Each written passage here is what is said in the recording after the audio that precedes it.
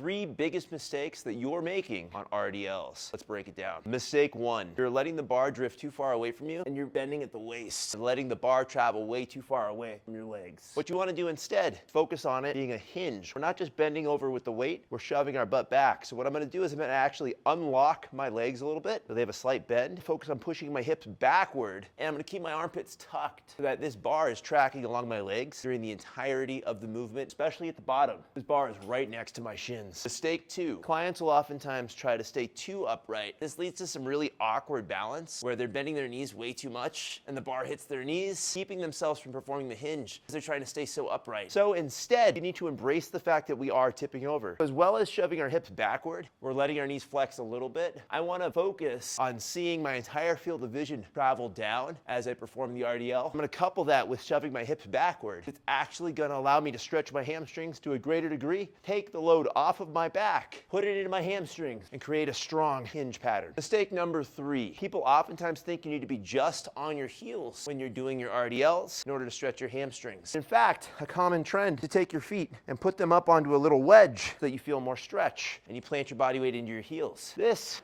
is actually trash. We want to have our heels and toes both planted firmly into the floor so we can balance. As I hinge, even though much of my weight will be traveling backward over my heels, I in fact want to plant my toes into the ground so I can get into that proper hinge posture and actually stretch my hamstrings.